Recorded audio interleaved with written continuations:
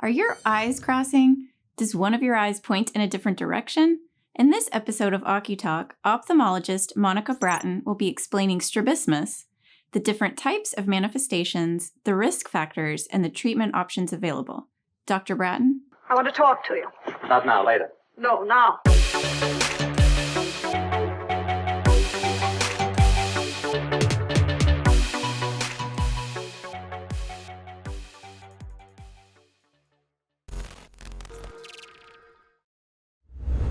Good morning and welcome to OCuTALK. Today we are here with ophthalmologist Monica Bratton with Marietta Eye Clinic. Dr. Bratton, welcome. Hi, thank you for having me. We are so excited to get started. Why don't you introduce yourself and tell us a little bit about your background and your specialty? Sure. So my name is Monica Bratton. I'm originally from Tennessee. I did my training at the University of Texas Southwestern, where I completed an ophthalmology residency and a fellowship in something called pediatric ophthalmology and adult strabismus. And I currently live in Atlanta, Georgia, with my husband and 3 kids. And I've been at my current practice, Marietta Eye Clinic, for about 8 years. For today's conversation, we were hoping you could talk to our audience about strabismus. To start out, can you tell us what exactly that is? Yeah, sure. So strabismus is basically the condition where the eyes are misaligned. So eye misalignment, you've probably seen an individual, either adult or child, that may have one eye that appears to be unfocused, meaning it's looking out towards the wall or it's turned in towards their nose. That's essentially what strabismus is. It means eye misalignment. And it has a variety of different causes, and there's a variety of different treatments. It can affect adults and children. And there's only one type of doctor that can treat strabismus, and that is a strabismus specialist. And so you have to do a special training in order to become a strabismus specialist. Well, that's good to know. So you had mentioned that there are different causes for it. Can you tell us a little bit more about that? What are some of these different causes for strabismus? Yeah, absolutely. So strabismus typically starts in childhood. You may have a child that's born with an eye misalignment. We call that congenital strabismus. You can also have strabismus that becomes acquired throughout childhood. Typically, parents will recognize it first and alert their pediatrician. And then they're typically referred to a pediatric ophthalmologist, where we do a series of exams to identify what type of strabismus they have. Most commonly, children will present with esotropia, which means that the eyes are turning inwards, or exotropia, where the eyes are turning outwards. Moving forward through the ages, you can have certain types of strabismus develop later in life. If you have an adult or older child come to you with strabismus, it may be left over from childhood strabismus. Maybe they never had it fixed before. Maybe they had a surgery and it recurred. But there's other causes of strabismus in adulthood, and those can get a little more complex. So, for example, if you lose vision in one eye, you can develop strabismus as an adult. You can have a number of different things happen within your brain that can cause strabismus, such as strokes, tumors, or certain neurologic diseases. All of these things can cause strabismus in adults. In addition to that, trauma. Trauma at any age can cause strabismus. If you have any kind of orbital trauma, you can have damage to the muscles of the eyes. You can have muscles that become entrapped and fractures around the orbit. All of that can result in strabismus. And one of the biggest differences, in my opinion, between adults and children is oftentimes as an adult, if you develop strabismus, you'll have double vision. So that's kind of one of the ways that adults will present to me, is with double vision. So how common would you say strabismus is? I mean, it's fairly common. I mean, statistically, there's a small percentage of the population that's going to have it in childhood. Adult strabismus is actually on the rise. This has been reported, particularly eye crossing or esotropia in adults. We're seeing a lot more. There's been a lot of different hypotheses as to why this is happening. One of the things people are saying is it has to do with the amount of near work, which is essentially our smartphones that we're on all the time as adults. But there's other reasons. But it is fairly common, and there's a lot of misconceptions around strabismus, and I think that's why I feel very, motivated to be an advocate for my patients and to kind of spread the word to other eye care professionals about strabismus, because it's treatable, it's fixable. You just have to get them into the right provider. So, what kind of tests are available to diagnose it? If I'm having double vision, or I feel like when I'm looking in the mirror, my eyes are crossing inward or maybe looking a little bit outward, and I come in to see you, what kind of tests are we doing? What does that exam look like? So basically, the first thing we would do is check vision and depth perception. If you have an adult who's complaining of eye misalignment and they have poor depth perception, that's a clue that they may have actually had this since childhood. We'll also check basic eye exam things, like we'll check for glasses, we'll do a dilated eye exam. And my portion that's super important for strabismus is something called the sensory motor exam. That's an exam where you have an adult or a child fixate at distance and near targets, and you measure their eye alignment. We use something called prisms. Prisms are a piece of glass that are bent in a certain way that it refracts light. And we use these prisms in order to measure the amount of strabismus that an individual has. All these exams can be done by a regular eye doctor as well. But when it becomes a problem where this particular eye doctor thinks, gosh, I think this person may need surgery, or I don't feel comfortable prescribing this patient prisms, then typically it's a good idea to refer to their local strabismus specialist. Because oftentimes we do treat strabismus surgically. Okay, so what does a standard treatment regimen look like versus a more serious advanced treatment regimen?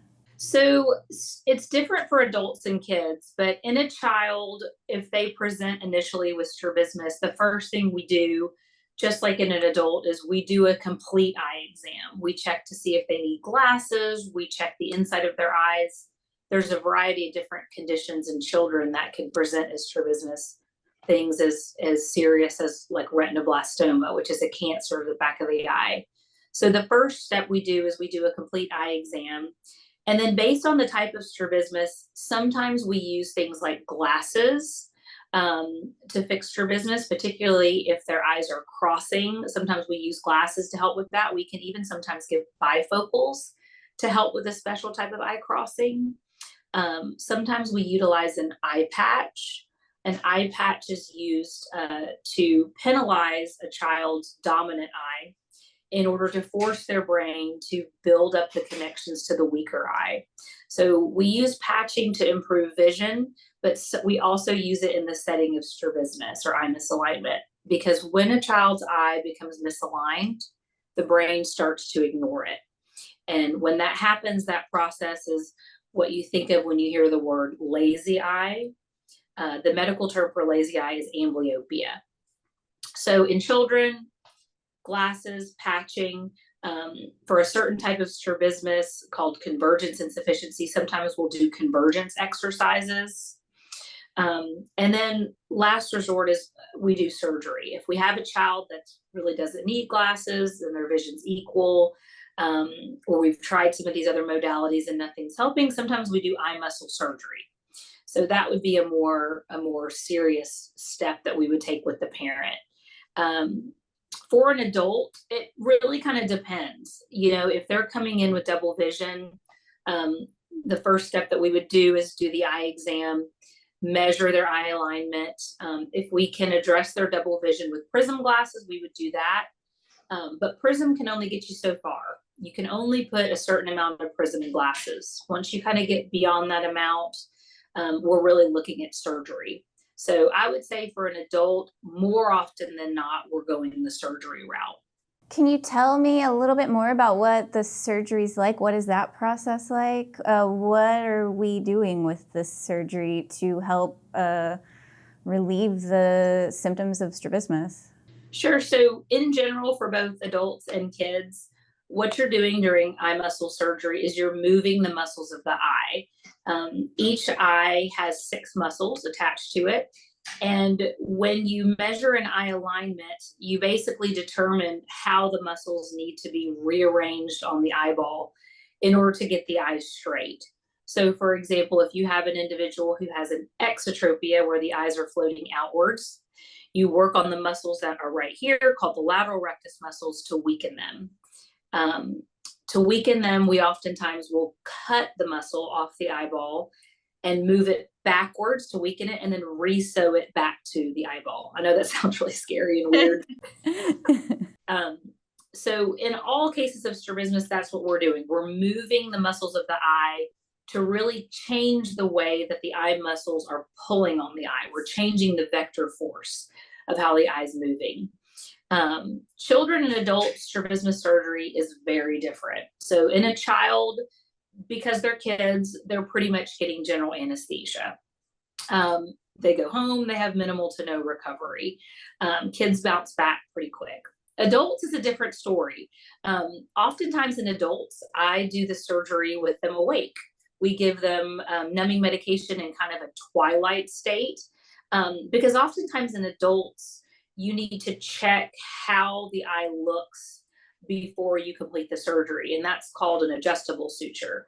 An adjustable suture is where you do eye muscle surgery, and then you either wake the patient up or you bring them to the office a few days after surgery, and you actually remeasure their eyes, and then you lay them back down and adjust the muscle.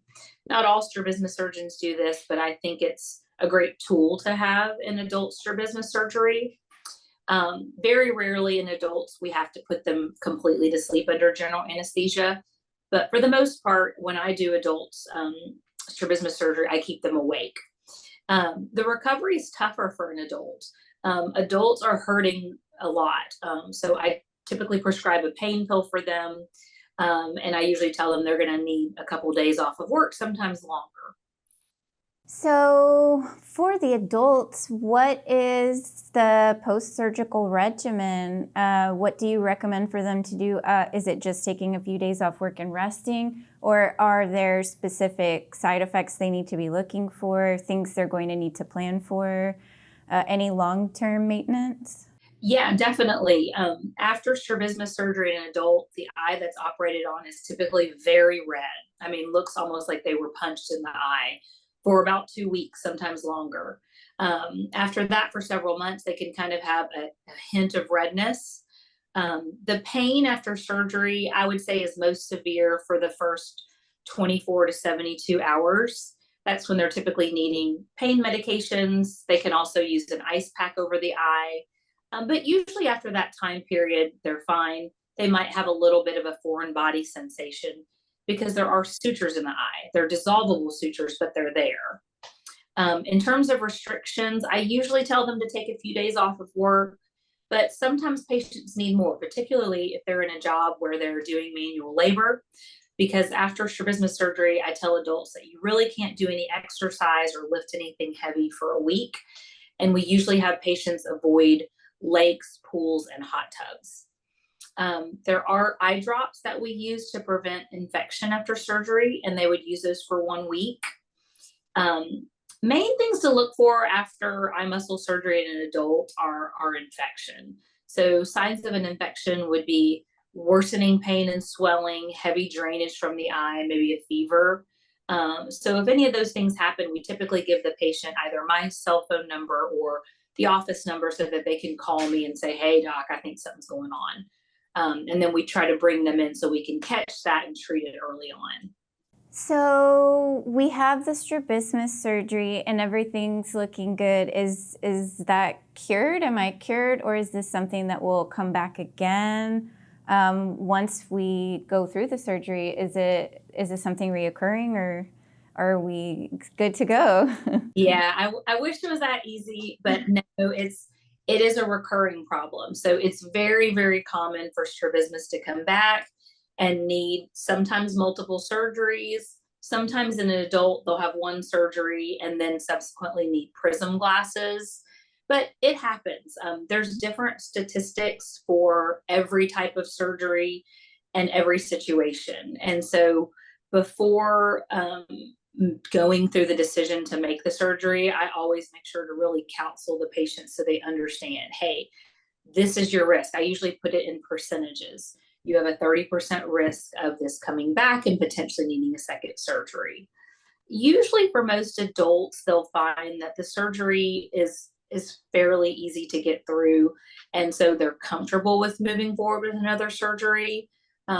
Sometimes you can imagine in children, parents can be a little hesitant to undergo another surgery. So that can sometimes be a struggle and takes a little bit longer to talk through with the family. But ultimately, I always reassure patients, everything is fixable. It may take a couple surgeries, but it's always fixable. So patients with strabismus need to understand it's not a one and done. It's not like cataract surgery where it's out of there and it's not coming back. Strabismus can recur. So if my child has strabismus and we do the surgery and it presents itself again and we're talking about a second surgery and my husband and I are nervous, and is us stalling and choosing to wait, does that make it worse over time? Is it something that needs to be treated as soon as it's diagnosed? So it depends. It really depends on a number of different factors. I would say the biggest factor is the age of the child. Primary brain visual development occurs between birth and the age of 8. The really big years where that brain eye development is happening is in the first couple years of life. So when you have a child with eye misalignment and they're still in that critical visual development period, it is important to do the surgery during that time because, like we kind of touched on earlier, if you leave a child's eye misaligned, that eye will begin to lose vision. The brain shuts off or ignores that eye. So when a child is younger, I do really try to encourage parents, let's get this fixed before it's too late. It's not uncommon for me to see a child who's older, 10, 11. They have a strabismus that's been there since they were 4 and the parents delayed getting care. And now the child has very poor vision in one eye. That unfortunately cannot be fixed. If you get beyond that critical time period where we can intervene with either patching or glasses or surgery, there's really not much we can do to get the vision back. So in those particular cases, timing is important. There are some other forms of strabismus in older children where perhaps they've had surgery before, particularly for an exotropia where the eyes float outwards. That tends to recur more commonly than an esotropia where the eyes turn inwards. And so it's not uncommon for me to see an older child who's had surgery once before. It's now recurrent. Usually these kids can control it to some degree, and so the child's vision will be equal. And while we don't like to use this term a lot, but cosmetic is something we sometimes use is after that visual development time period, it is somewhat cosmetic. We want to realign the eyes so that the child isn't seeing their eye misaligned in photos and other peers or adults aren't pointing it out to them. But will realigning their eye suddenly change their vision? Probably not. But it's still something that, for a parent, you want the best for your child. You don't want your child to be that kid at school who's getting teased because he's got an eye issue or an eye misalignment. So I usually encourage parents, if you're seeing this strabismus and it's significant, we should address this now. I see a lot of adults who will tell me, yeah, I've had this since I was 15. I've always been embarrassed. It's affected my whole life. And we'll fix it. And they're like so ecstatic. And they're like, I wish I had done this when I was 15. Like, I can't believe I lived my whole life this way. And so that again gets back to this advocacy. I really want patients to know you don't have to live with strabismus. It's fixable. You just have to get into the right doctor who can give you the right treatment plans. What happens if it just goes untreated? What's the worst that can happen if you just never go to your eye doctor and it never gets treated? So that, again, depends on the age when it started. If the strabismus started during that critical time, brain development, brain vision development, and they had strabismus and it was never treated, that child could reasonably have very profoundly decreased vision in the eye that's misaligned. Their depth perception would be poor, and there's really nothing that can be done about that. Sometimes over the years, the eye alignment tends to improve. In other words, they'll look back at photos of themselves and say, yeah, when I was younger, my eye was really crossed in. And then as I got through my teen and adult years, it didn't look quite as bad. So that's kind of the situation for a child. For an adult, I mean, really, truly nothing. If an adult has strabismus and has equal vision in both eyes and just lets their eyes stay misaligned, sure, they may have some depth perception issues. They may be self-conscious with the way they look, but an adult who's past visual development won't necessarily lose vision as a result of that. But the strabismus in an adult is never just going to magically get better. It's either going to stay the same or potentially get worse, depending on the level of their vision.